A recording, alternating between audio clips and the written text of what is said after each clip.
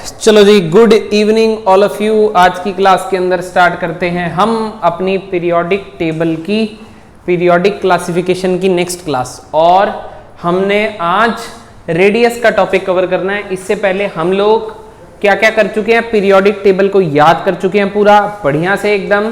तो periodic table को याद करवा दो यार मेरे को एक बार। मेरे को बताओ ग्रुप 14 एलिमेंट्स कौन से थे?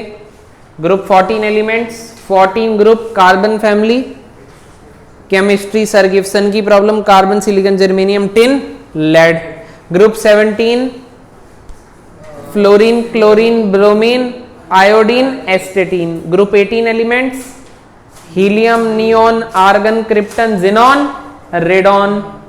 Group 1 elements lithium sodium, lithium sodium बोलो, potassium rubidium caesium francium, francium. बहुत ही बढ़िया, बहुत ही बिल्कुल बढ़िया तरीके से क्लियर है। ग्रुप नंबर 13 की अगर मैं बात करूं तो 13 ग्रुप में बेटा बैंगन आलू गाजर इन थैला, boron aluminium gallium indium thallium. याद आ गया? बढ़िया से याद आ गया। लास्ट क्लास में हमने इफेक्टिव न्यूक्लियर चार्ज के बारे में पढ़ा था बेटा। इफेक्टिव न्यूक्लियर चार्ज ज्यादा होने से क्या होगा? अब साइज डिक्रीज होगा। चलिए तो इसी बात पे हेडिंग डाल लीजिए, एटॉमिक रेडियाई। एटॉमिक रेडियाई का टॉपिक तो चालू था ही पहले से। एटॉमिक रेडियाई में मैं आपको 3 रेडियाई ऑलरेडी बता चुका था, कोवेलेंट रेडियाई, मेटालिक रेडियाई और वंडरवॉल रेडियाई। हमें समझ में आया था वहां पे लास्ट टू लास्ट क्लास में कि वंडरवॉल रेडियाई सबसे ज्यादा होता है as compare to metallic, as compare to covalent. सबसे छोटा रेडियाई कौन सा होता है? कोवेलेंट रेडियाई होता है, क्योंकि वो ओवरलैपिंग ऑफ ऑर्बिटल से मिलकर के बना होता है। ये फंडा क्लियर है कि नहीं है? बोलो यस और नो। यस। बात करते हैं दोस्तों एटॉमिक रेडियाई की। किसकी बात करते हैं? एटॉमिक रेडियाई की। और इसमें जनरल पॉइंट्स लिखते हैं, लिख लीजिए साथ साथ। On moving left to right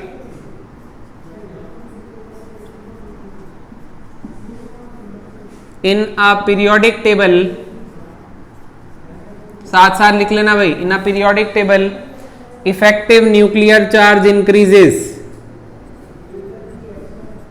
effective nuclear charge increases,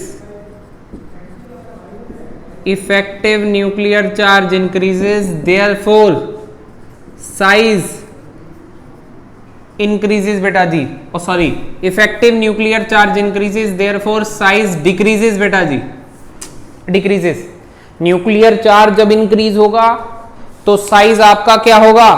decrease होगा। जैसे ही न्यूक्लियस ज्यादा पावर लगाएगा, इलेक्ट्रॉन को अपने पास बुलाएगा। राइट, लास्ट क्लास देख लेना। इफेक्टिव न्यूक्लियर चार्ज नहीं पता है क्या होता है तो ठीक है, ये फोर्स ऑफ एक तरीके की अट्रैक्शन है जो न्यूक्लियस इलेक्ट्रॉन पे लगाता है और उन्हें बुलाता है। जैसे ही अट्रैक्शन लगाएगा उतना ही साइज क्या होता चला जाएगा? छोटा। ये कहानी साइज डिक्रीजेस, ठीक है, ये काम करती है टिल ग्रुप 17 तक। मतलब कहने का मतलब, अगर मैं लिथियम सोडियम कह रहा हूं, lithium beryllium boron carbon nitrogen oxygen की ओर मूव करूंगा तो पहले आपको यह देखना है कि ये एलिमेंट्स पीरियड वाले हैं कि ये एलिमेंट्स ग्रुप वाले हैं। तो मुझे समझ में आया कि ये लाइन वाइज हैं, यानी कि ये पीरियड वाइज हैं, एटॉमिक नंबर के हिसाब से हैं। और अगर ये एलिमेंट पीरियड के हिसाब से हैं तो यहाँ पे nuclear charge left to right आपने कहना है इंक्रीज होता है, और इन जनरल इनका साइज क्या होता चला जाएगा? डिक्रीज होता चला जाएगा। हालांकि थोड़ा सा कोवेलेंट रेडियाई की बात करते हैं तो यहाँ पे है हल्की सी एक्सेप्शन इलेक्ट्रॉनिक कॉन्फ़िगरेशन वाली, पर अभी के लिए आप एक जनरल स्टडी बना रहे हो तो जनरल स्टडी में आपको यही कहना है कि जब आप लेफ्ट टू राइट मूव करेंगे पीरियोडिक टेबल में तो आपका न्यूक्लियर चार्ज इंक्रीज होगा और साइज डिक्रीज होगा। पर ये कहानी आप ग्रुप 17 तक की ही बात करते हो, नियोन की बात इसमें आप नहीं करते हो। क्यों? For group 18 elements the size of group 18 elements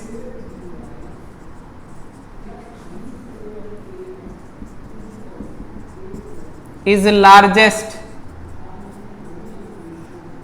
in their respective periods.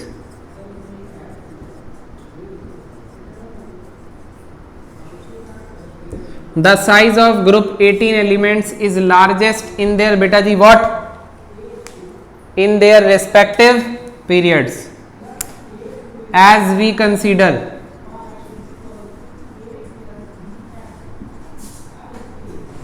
only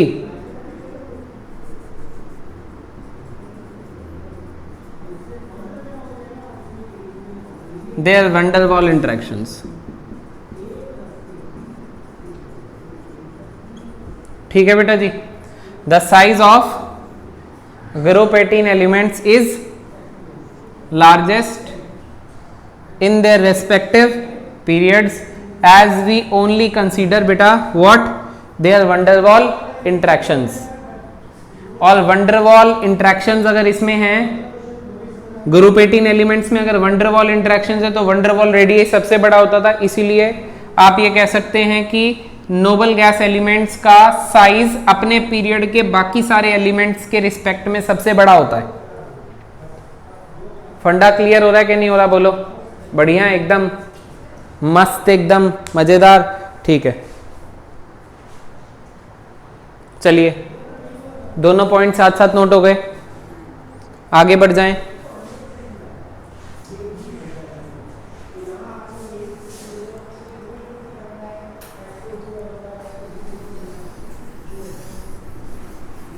बेटा ये जनरल पॉइंट्स लिख रहे हैं हम लोग. नेक्स्ट पॉइंट लिखेंगे, लिखो आप लोग. On moving down the group, on moving down the group, on moving down the group, down the group move करोगे तो क्या होगा बेटा जी? On moving down the group size आपका क्या होगा? इंक्रीज होगा as the number of shells आपके बेटा जी क्या होंगे? इंक्रीज होंगे. ठीक है बच्चों, on moving down the group size increases as the number of shells increases. बेटा जी as the number of shells increases आप लोगों का साइज भी क्या हो जाएगा? आप लोगों का साइज भी इंक्रीज हो जाएगा.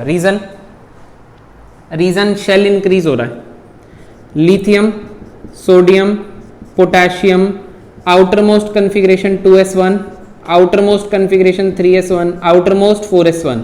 देख रहे हो शेल इंक्रीज हो रहा है.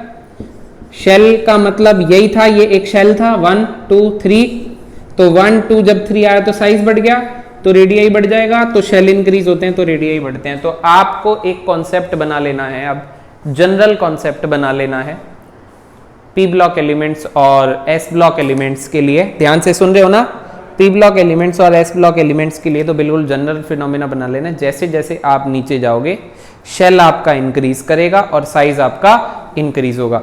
तो ग्रुप के एलिमेंट्स की कोई भी प्रॉपर्टी का हम लोग अगर डिस्कशन करते हैं तो वो शेल के हिसाब से आप लोग करेंगे कि डाउन द ग्रुप जाएंगे तो शेल आपका क्या होगा? इंक्रीज होगा. और शेल आपका इंक्रीज होगा तो बेटा जी क्या होगा? साइज आपका इंक्रीज होगा. पर जब आप लेफ्ट टू राइट मूव करोगे, किसके अंदर? पीरियोडिक टेबल के अंदर. कैसे मूव करोगे बेटा? लेफ्ट टू राइट मूव करोगे तो साइज आपका क्या होगा?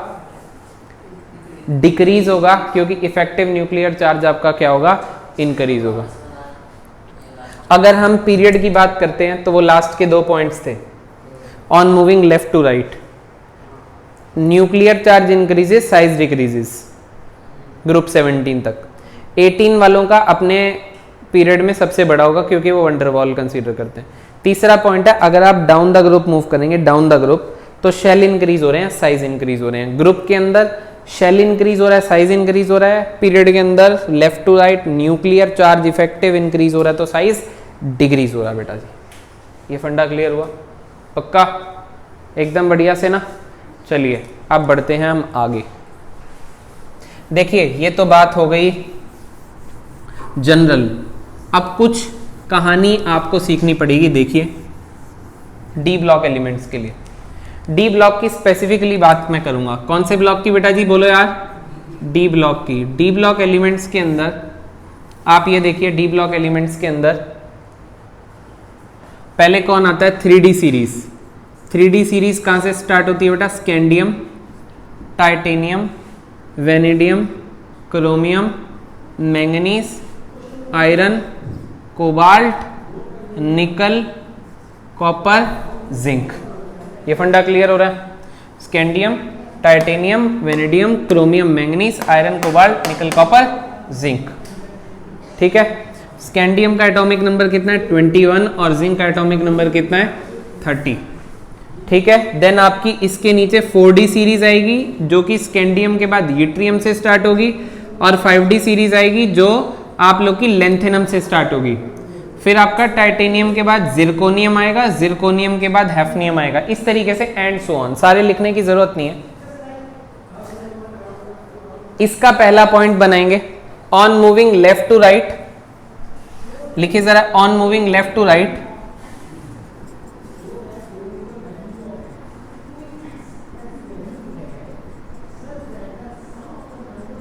in D block series, effective nuclear charge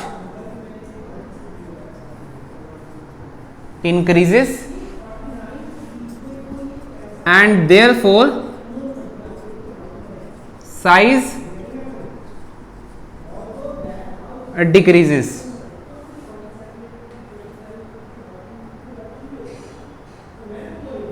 ठीक है, देयरफॉर साइज डिक्रीजेस, तो रेडियाई भी क्या हो जाएगा, डिक्रीज हो जाएगा। ठीक है, size decreases, but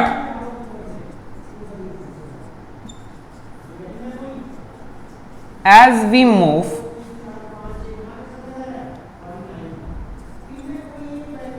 after iron, iron के बाद as we move after iron there will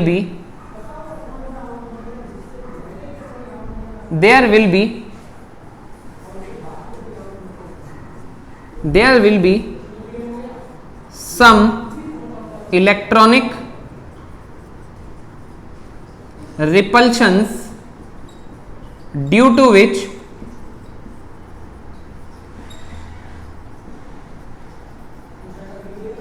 size increases। ठीक है, सुनिए ध्यान से, सुनिए, देखिए, स्कैंडियम से हम कहां जा रहे हैं बेटा जी, जिंक तक जा रहे हैं, यस और नो। अब मैं अगर लेफ्ट टू क्या मूव करूंगा, राइट मूव करूंगा, तो न्यूक्लियर चार्ज तो इंक्रीज हो रहा है, तो साइज तो मेरा क्या होना चाहिए, डिक्रीज होना चाहिए, हो रहा है। पर यहां पे क्या हो जाता है, देखिए, डी ऑर्बिटल आपका कुछ इस तरीके से होता है। डी ऑर्बिटल में कितने ऑर्बिटल हैं, 1 2 3 4 और 5। ये आपका कौन सा ऑर्बिटल है बेटा, डी। और डी में कितने ऑर्बिटल हैं, 1 2 3 4 और 5। ये फंडा क्लियर है। मैंने कहा मेरे पास एक इलेक्ट्रॉन है, अब दूसरा है, अब तीसरा है, अब चौथा है और अब पांचवा है। ये बात ठीक है। पांचवें के बाद जब छठा है तो छठे से यहां पे क्या हो रही है, रिपल्शन। पांचवें के बाद जब यहां पे क्या है बेटा जी, छठा है, तो छठे से क्या हो रही है आपकी, रिपल्शन हो रही है। ये फंडा कुछ हो रहा है क्लियर कि नहीं हो रहा, बोलो। सिक्स्थ वाले इलेक्ट्रॉन से आपकी क्या हो रही है बेटा, रिपल्शन।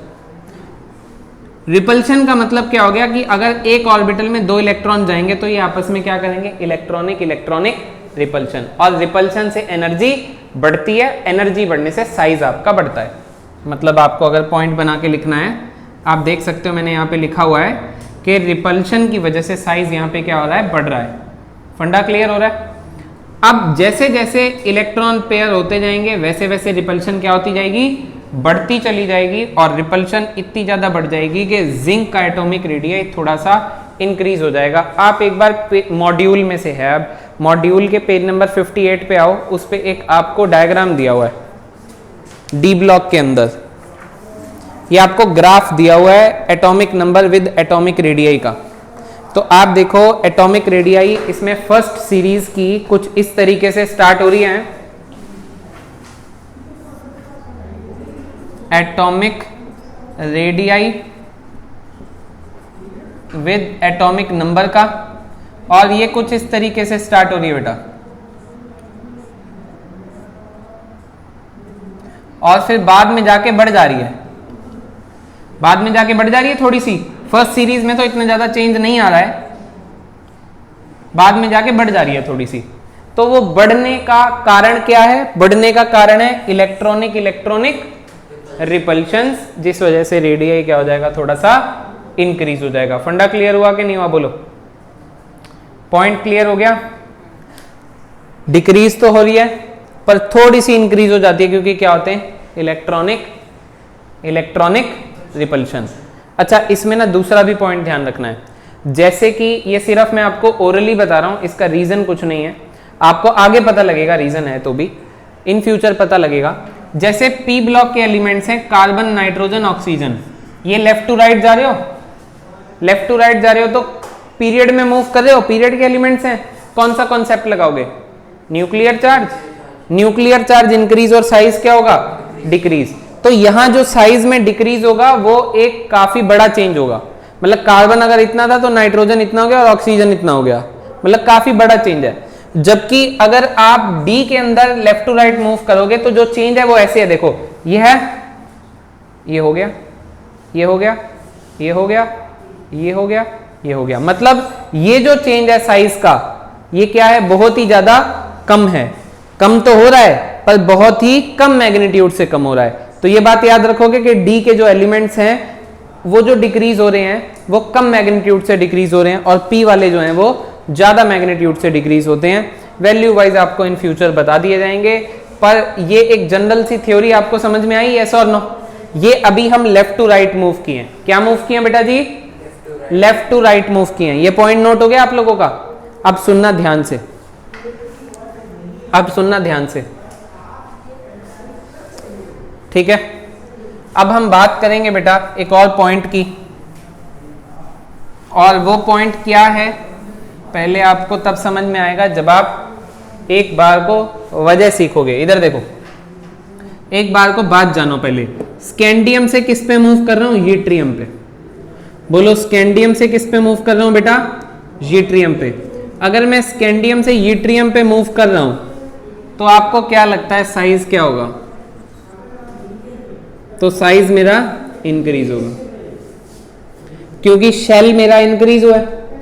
और अगर मैं यूट्रियम से लेंथेनम पे मूव करता हूं तो साइज मेरा क्या होना चाहिए था? अगेन इंक्रीज, पर ऐसा होता नहीं है। अब मेरा साइज रिमेन्स अप्रोक्सीमेटली सेम।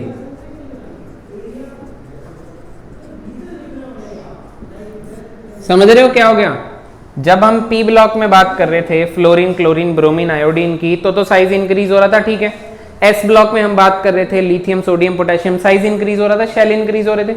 यहां डी ब्लॉक में ऐसी कौन सी आफत आ गई कि स्कैंडियम से यूट्रियम पे तो साइज इंक्रीज हो रहा है, पर यूट्रियम से लेंथेनम जाने पर साइज इंक्रीज नहीं हो रहा है। तो इसकी वजह को कहते हैं, अगर आपसे कोई पूछे इन दोनों में डाउन द ग्रुप इंक्रीज होता है, ये याद रख लेना, इन दोनों में से ये छोटा है और ये बड़ा है, यहां पे उल्टा हो गया है। इसका रीजन कोई पूछे ऐसा क्यों होता है, कहना लेंथेनॉइड कॉन्ट्रैक्शन। क्या कहना बेटा जी? Lanthanoid contraction. क्या कहोगे बेटा जी? Lanthanoid contraction. अब सुनो लेंथेनॉइड कॉन्ट्रैक्शन होती क्या है? ड्यू टू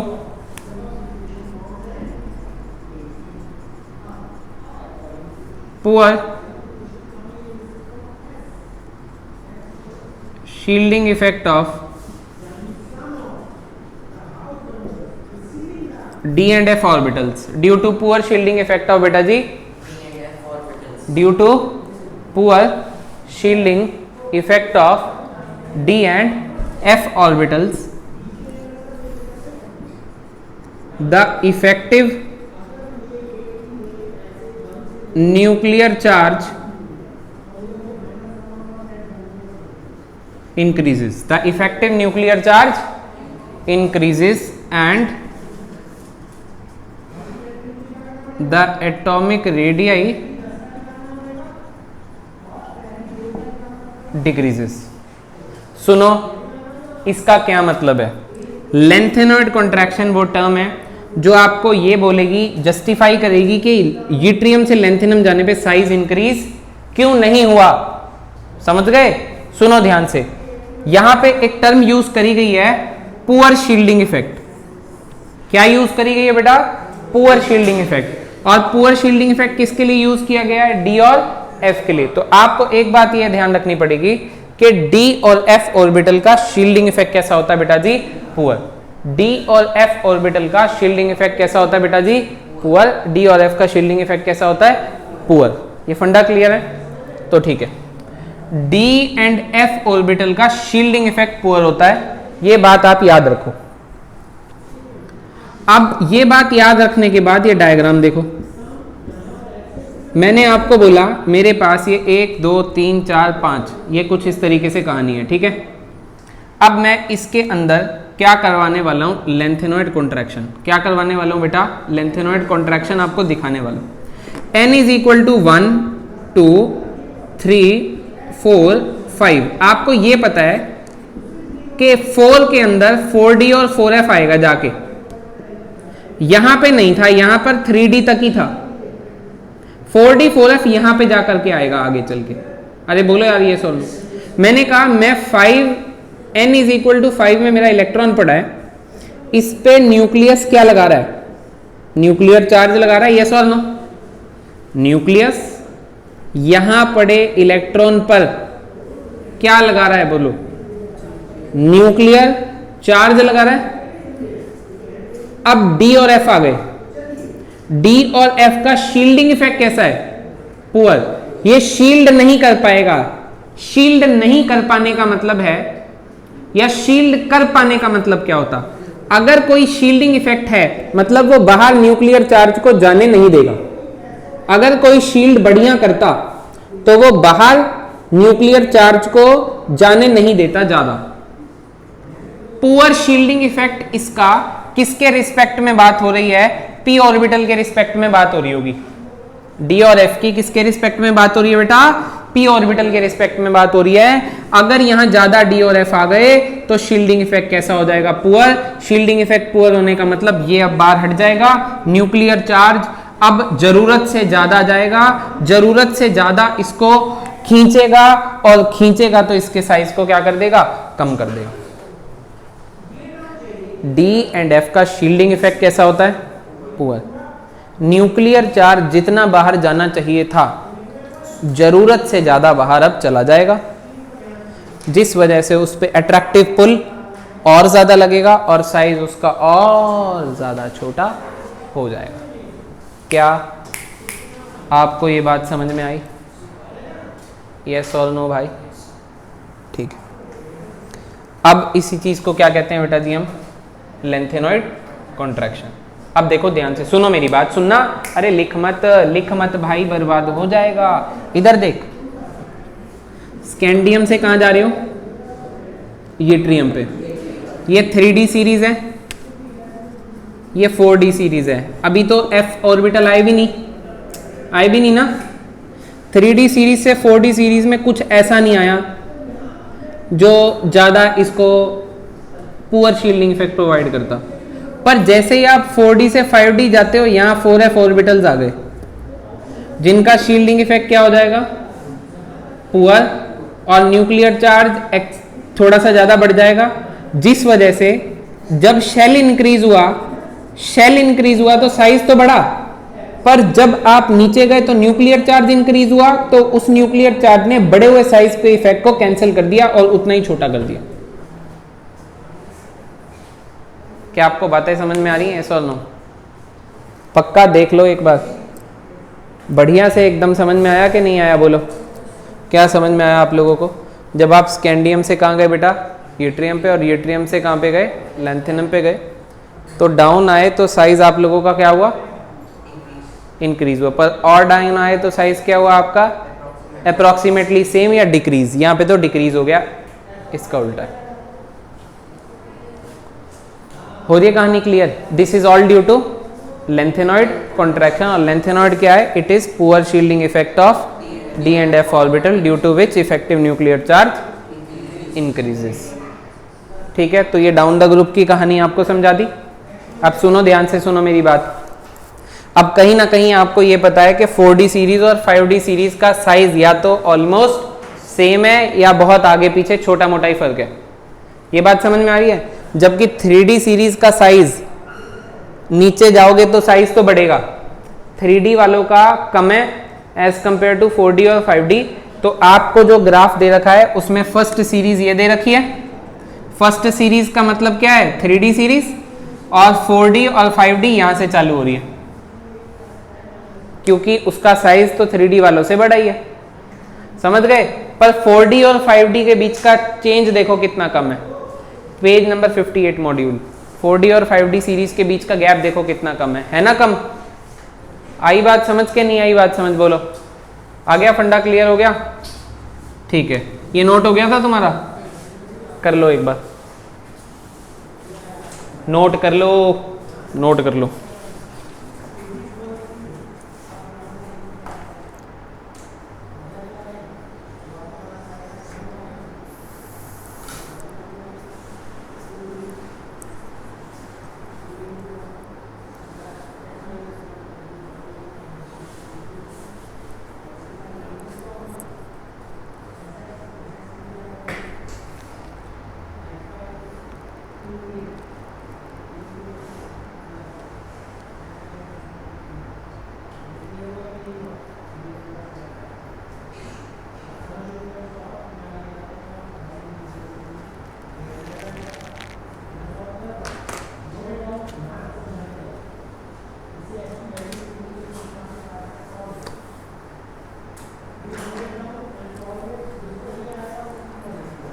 डन बेटा जी, बात बन गई, समझ में आ रही है कहानी? ठीक है, चलिए हटा दें इसको।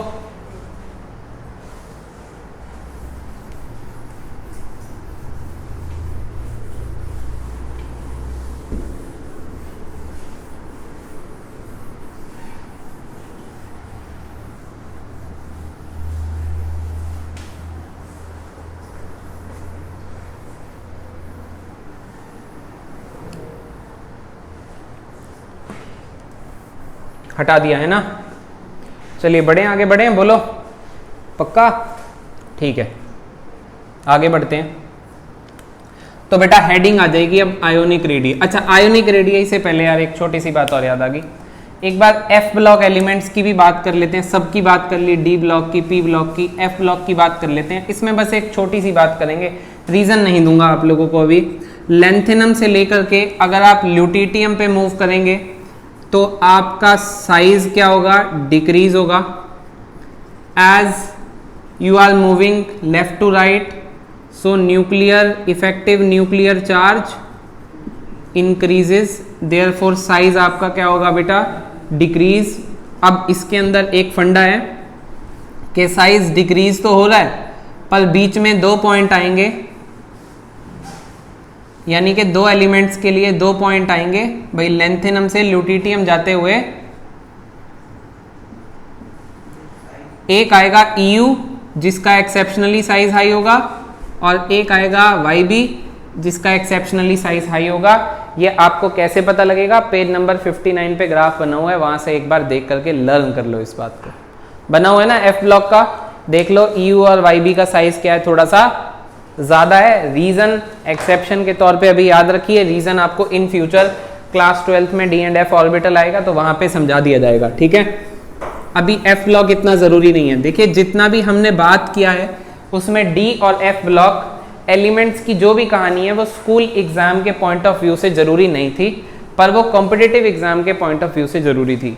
अब जो टॉपिक आप करने जा रहे हो आयोनिक रेडियाई का, ये बहुत ही ज्यादा सिंपल है और यही आपके स्कूल के पेपर में आएगा ही आएगा, कंफर्म आएगा, जो मैं आप बताने वाला हूं। ठीक है, 1 या 2 नंबर आपको देके जाएगा। तो हेडिंग क्या है बेटा जी? अब आपकी बोलो यार, आयोनिक रेडियाई। हेडिंग क्या है बोलो बेटा जी आपकी? Ionic radii. हेडिंग क्या है मित्रों? बोलो यार, आयोनिक रेडियाई। सुनिए ध्यान से सुनिए मैंने आपको बोला हम करने वाले हैं क्या बेटा जी, आयोनिक रेडियाई। देखिए मेरे पास है एक न्यूट्रल स्पीशी, मेरे पास क्या है, एक न्यूट्रल स्पीशी। लेट कर लेते हैं इसमें 3 इलेक्ट्रॉन है, तो 3 ही क्या होंगे न्यूट्रल स्पीशी में, प्रोटॉन होंगे। प्रोटॉन आपके न्यूक्लियस में होते हैं, न्यूक्लियस पे पॉजिटिव चार्ज होता है, वो पॉजिटिव चार्ज अट्रैक्टिव पुल लगाता है और इलेक्ट्रॉन को अपनी तरफ खींचता है। यस और नो बोलो यार, ये फंडा क्लियर हो रहा है कि नहीं हो रहा, बोलो हो रहा है क्लियर। मैंने कहा 3 इलेक्ट्रॉन है 3 प्रोटॉन है, लेट कर लो। प्रोटॉन आपके न्यूक्लियस में होते हैं, उस पे होता है पॉजिटिव चार्ज जो कि अट्रैक्टिव फोर्स लगाता है, ठीक है। मैंने कहा एक इलेक्ट्रॉन को लूज करवा दो तो इस पे कौन सा चार्ज आएगा, प्लस। अब प्रोटॉन कितने रह गए, 3 और इलेक्ट्रॉन कितने रह गए, 2। न्यूट्रल स्पीशी के कंपैरिजन में ये आपकी चार्ज स्पीशी है, A प्लस चार्ज हो गई। बताओ इफेक्टिव न्यूक्लियर चार्ज ज्यादा किस में हो गया, पहले वाली में तो प्रोटॉन 3 थे, बाद वाली में भी प्रोटॉन 3 है इसमें, पर इसमें इलेक्ट्रॉन 2 रह गए, तो कहीं ना कहीं प्रोटॉन ज्यादा हो गए, इलेक्ट्रॉन कम हो गए, न्यूक्लियर चार्ज ज्यादा हो गया। न्यूक्लियर चार्ज ज्यादा हो गया, अट्रैक्टिव पुल ज्यादा हो गई, अट्रैक्टिव पुल ज्यादा होगी तो साइज क्या हो गया, छोटा हो गया। तो इन दोनों में से रेडियाई बड़ा किसका होगा, ए का बड़ा होगा। तो न्यूट्रल स्पीशी और चार्ज स्पीशी पॉजिटिव वाली में रेडियाई बड़ा किसका होता है, न्यूट्रल स्पीशी का। अब यही मैं उल्टा क्वेश्चन कर दूं, अगर मैं आयन बनाना ही है, देखिए आयन या तो पॉजिटिव होगा या नेगेटिव होगा, या तो कटायन होगा या अनायन होगा, मैंने माइनस वाला बना लिया, अनायन बना लिया। अब अनायन का मतलब पहले अगर 3-3 थे तो एक इलेक्ट्रॉन क्लाउड एक्स्ट्रा हो गया। अब बताओ किसका साइज बढ़ गया, एनायन का साइज बढ़ गया। तो आपको ये बात क्लियर हो गई कि अगर कभी न्यूट्रल स्पीशी पड़ी है और चार्ज स्पीशी पड़ी हुई है तो साइज किसका ज्यादा होगा, अनायन का, फिर इसका, फिर इसका। यही सेम एग्जांपल आपको एनसीईआरटी में ऐसे दिया हुआ है, I माइनस दिया हुआ है, I दिया हुआ है और I प्लस दिया हुआ है। तो एटॉमिक रेडियाई कुछ इस तरीके से लगेगा, यस और नो। आयोनिक रेडियाई, टॉपिक क्या हो गया बेटा, आयोनिक रेडियाई। उठाओ इसे, जल्दी उठाओ, कलाकार खिलाड़ी। बेटा गिर मत जाइयो तुम, मुंह के बल गिर गया ना खामखा दांत लगवाने पड़ जाएंगे नए, और खा नहीं पाएगा कुछ दिन तक अलग। ये जो तू कारनामा कर रहा था ना इससे पहले, कोई बात नहीं, पर चल अब तो तू बच गया, तो तुझे ज्यादा नहीं कहते कुछ। चलो आगे बढ़ रहे हैं, ये समझ में आ गया। एक बार पहले ना पूरा सुन लो, फिर अपना आराम से नोट करते रहना, रैप अप कर देंगे फिर इसको, ठीक है। अब आपके पास ऑक्सीजन, सल्फर, सेलुनियम, टेलुरियम, पोलोनियम ये आ गए। ये आपको क्या लगता है एलिमेंट्स पीरियड के हैं कि ग्रुप के हैं, पीरियड के एलिमेंट्स हैं या ग्रुप के एलिमेंट्स हैं, ग्रुप के हैं। उससे टेपो, ये ग्रुप के एलिमेंट्स हैं। अब ये हैं आपके ग्रुप के एलिमेंट्स। ग्रुप के एलिमेंट्स में down the group size increase होता है, पर मैं टॉपिक क्या कर रहा हूं, आयनिक रेडियाई, और ये एटम है, ठीक है। तो मैं आयन बना देता हूं, मैंने सब पे कौन सा चार्ज लगा दिया, -2 का चार्ज लगा दिया। अब ये आयन बन चुके हैं सारे। अब माइनस सब पे कॉमन है, तो -2 के बेसिस पे तो आंसर हम देंगे नहीं, आंसर अभी भी यही देंगे, down the group shell increases, size increases, तो एटॉमिक रेडियाई इंक्रीज होगा इस साइड पे। क्या आपको ये बात समझ में आई, यस और नो। सेम बात दोहराता हूं दूसरे के लिए, lithium, sodium, potassium, rubidium, caesium, ion बना दिया। ये एलिमेंट ग्रुप के हैं कि पीरियड के हैं, ग्रुप के हैं, और down the group size increases. Charge तो सब पे क्या है, प्लस का 1, चार्ज तो सब पे कॉमन है, चार्ज के बेस पे तो आंसर अब आएगा नहीं। फंडा हुआ क्लियर। चलो अब देखो, और देखो मेरे पास है एक O पे -2 और एक O पे माइनस, साइज किसका बड़ा होगा, O पे -2 का। मेरे पास एक S पे -2 है और एक S पे माइनस है, किसका बड़ा होगा, S का -2। मेरे पास एक Fe+2 है, एक Fe+3 है, बड़ा कौन होगा, Fe+2 बड़ा होगा, क्योंकि जिस पे जितना ज्यादा प्लस उतना साइज उसका छोटा। ये फंडा क्लियर हो रहा है। अगर मैंने बोला मेरे पास है Mg +2 और या ऐसे कह लो Mn+2 और Mn+5 और Mn+7। साइज सबसे बड़ा किसका होगा? +2 का, फिर +5 का, फिर +7 का। ये बात समझ में आई? ये फंडा क्लियर हो गया? सिमिलर एलिमेंट्स में on the basis of charge कैसे कंपेयर करोगे, ठीक है। अब एक और सुन लो। हाँ,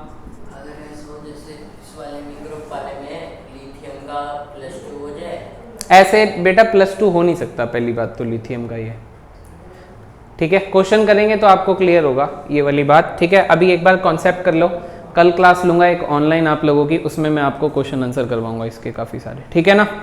चलिए बढ़े, आगे बढ़ते हैं, ठीक है। ये तो कहानी ये हो गई बेटा, और ये कहानी ये हो गई। आगे बढ़ रहे हैं हम लोग, और जो है यस, फॉर एग्जाम्पल मेरे पास आया carbon, nitrogen, oxygen, fluorine, neon, sodium, magnesium, aluminium. ये क्या लग रहा है, पीरियड में मूव कर रहे हैं या डाउन द ग्रुप मूव कर रहे हैं?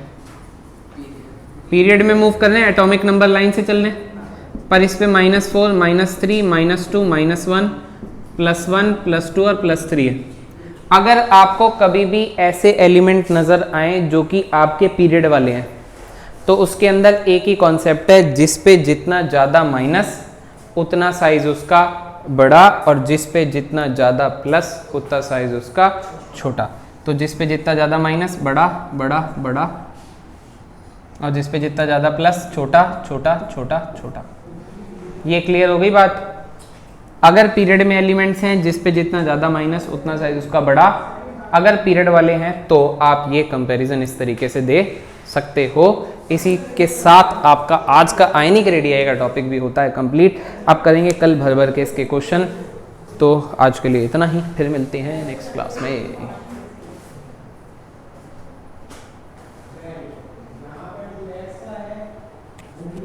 ठीक है, फंडा क्लियर हो गया ना तुम लोग को? कर लो, नोट कर लो।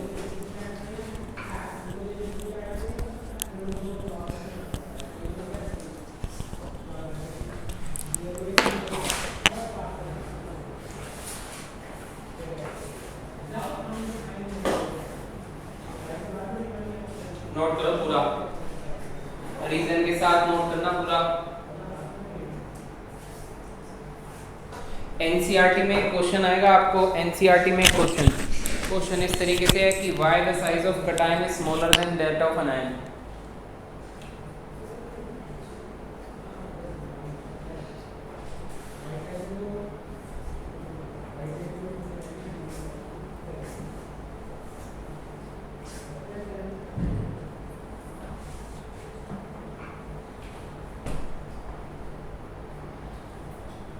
हो गया? साथ साथ लिख लेता है क्या?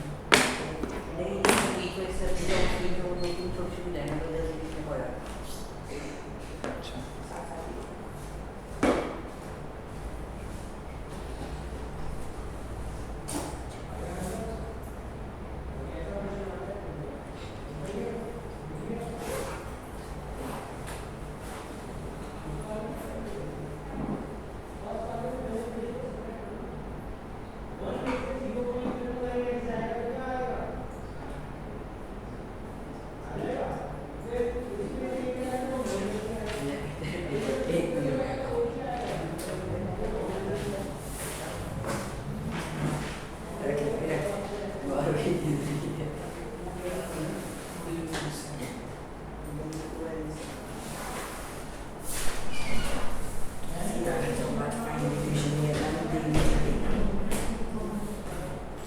the next round.